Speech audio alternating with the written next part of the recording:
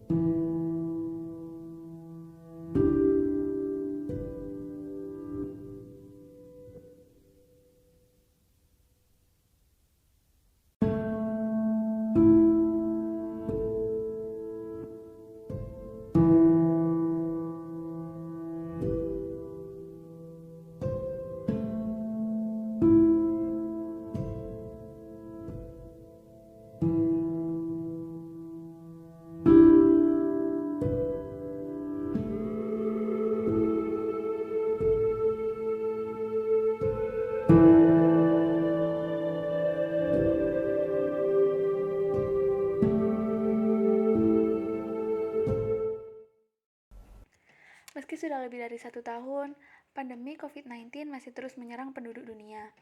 Indonesia sedang mengalami penyebaran kasus COVID-19 yang meningkat secara pesat akhir-akhir ini. Penyebaran kasus COVID-19 yang meningkat akhir-akhir ini membuat seluruh masyarakat merasa prihatin. Pasalnya, upaya pemerintah untuk menanggulangi pandemi dan proses pemulihan ekonomi kembali dapat terganggu. Saat ini terdapat 5 varian of concern atau VOC, varian virus penyebab COVID-19 yang sudah ditemukan di dunia, yakni varian Inggris, Afrika Selatan, India, Brazil, dan California. Suatu varian disebut VOC jika sudah terbukti secara penelitian. Ada 1 atau lebih 3 efek yang dikhawatirkan, yakni lebih mudah menular, lebih mematikan, dan membuat efektivitas vaksin berkurang. Varian virus penyebab COVID-19 yang sudah ditemukan di Indonesia baik dari kasus impor maupun transmisi lokal yakni varian dari Inggris, Afrika Selatan, dan India. Upaya untuk mengalahkan penyebaran dan penularan COVID-19 di dunia tidaklah mudah. Namun, beragam upaya terus dilakukan para ahli dan penduduk global demi mengakhiri ancaman virus corona yang terus menyerang bertubi-tubi. Di beberapa negara, termasuk Indonesia, pemerintah membuat pedoman dan protokol kesehatan untuk menghadapi COVID-19 dan konsisten menjaga kesehatan imun dan iman. Di negara kita, protokol kesehatan ini dikenal dengan sebutan 5M. Sudah tahu apa saja protokol kesehatan 5M untuk membantu pencegahan penularan virus corona?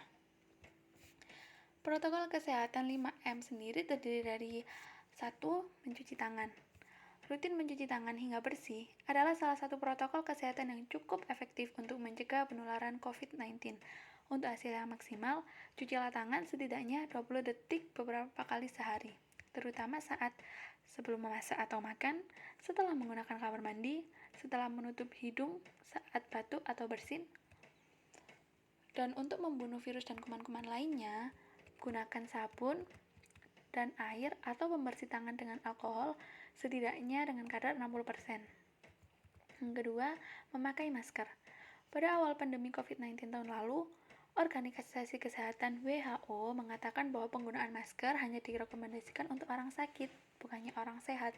Namun, virus corona jenis SARS-CoV-2 benar-benar baru, sehingga protokol kesehatan bisa berubah-ubah seiring bergulirnya waktu. Beberapa waktu selang kebijakan WHO di atas, WHO akhirnya mengeluarkan himbauan agar semua orang baik yang sehat maupun yang sakit agar selalu menggunakan masker saat beraktivitas di luar rumah. Protokol kesehatan virus corona terkait masker pun semakin digalakkan di beberapa negara. Di Amerika Serikat, Centers of Disease Control and Prevention atau CDC memperbarui pedoman terkait penggunaan masker.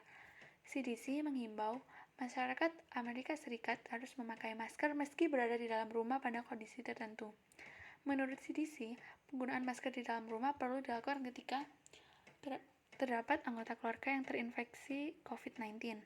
Terdapat anggota keluarga yang berpotensi terkena COVID-19 karena aktivitas di luar rumah. Merasa terjangkit atau mengalami gejala COVID-19. Ruangan sempit dan tidak bisa menjaga jarak minimal 2 meter. Yang ketiga, menjaga jarak. Protokol kesehatan lainnya yang perlu dipatuhi adalah menjaga jarak. Protokol kesehatan ini dimuat dalam Keputusan Menteri Kesehatan Republik Indonesia dalam Protokol Kesehatan bagi Masyarakat di Tempat dan Fasilitas Umum dalam rangka pencegahan dan pengendalian COVID-19. Di sana disebutkan menjaga jarak minimal 1 meter dengan orang lain untuk menghindari terkena droplets dari orang yang bicara, batuk, maupun bersin, serta menghindari kerumunan, keramaian, dan berdesakan. Bila tidak memungkinkan melakukan jaga jarak, maka dapat dilakukan berbagai rekayasa administrasi dan teknis lainnya. Rekayasa administrasi dapat berupa pembatasan jumlah orang, pengaturan jadwal, dan lain sebagainya. Sedangkan rekayasa teknis antara lain dapat berupa pembuatan partisi, pengaturan jalur masuk dan keluar, dan lain sebagainya. Yang keempat, menjauhi kerumunan. Selain tiga hal di atas, menjauhi kerumunan merupakan protokol kesehatan yang juga harus dilakukan. Menurut Kementerian Kesehatan Republik Indonesia, masyarakat diminta untuk menjauhi kerumunan saat berada di luar rumah. Ingat, semakin banyak dan sering kamu bertemu orang, maka kemungkinan terinfeksi virus corona pun semakin tinggi. Oleh sebab itu, hindari tempat keramaian, terutama bila sedang sakit atau berusia di atas 60 tahun atau lansia. Menurut riset, lansia dan pengidap penyakit kronis memiliki risiko yang lebih tinggi terserang virus corona. Yang kelima, mengurangi mobilitas. Virus corona penyebab COVID-19 bisa berada di mana saja. Jadi, semakin banyak dirimu menghabiskan waktu di luar rumah, maka semakin tinggi pula terpapar virus jahat ini. Oleh sebab itu, bila tidak ada keperluan yang mendesak, tetaplah berada di rumah. Menurut Kementerian Kesehatan, meski sehat dan tidak ada gejala penyakit, belum tentu dirimu pulang ke rumah dengan keadaan yang masih sama. Pasalnya, virus corona dapat menyebar dan menginfeksi seseorang dengan cepat. Selain itu, diharapkan seluruh masyarakat ikut mendukung program vaksinasi dengan mengikuti vaksinasi yang ada. Vaksinasi berfungsi menciptakan imunitas tubuh sehingga mampu melawan infeksi virus penyebab COVID-19. Dengan imunitas yang terbentuk, maka seseorang tidak akan jatuh pada kesakitan yang parah. Vaksinasi bertujuan untuk memberikan kekebalan spesifik terhadap suatu penyakit tertentu sehingga jika suatu saat terpapar penyakit tersebut, maka hanya akan mengalami gejala yang ringan.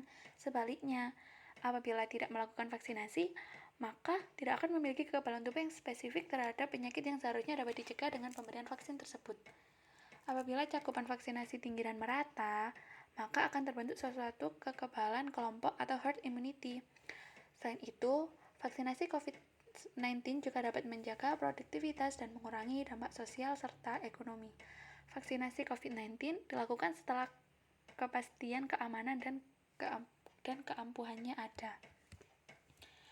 Kelompok prioritas penerima vaksin COVID-19 saat ini adalah tenaga kesehatan yang memiliki risiko tinggi terpapar COVID-19, lansia atau di atas 50 tahun, dan orang yang dengan pekerjaan yang memiliki risiko tinggi tertular.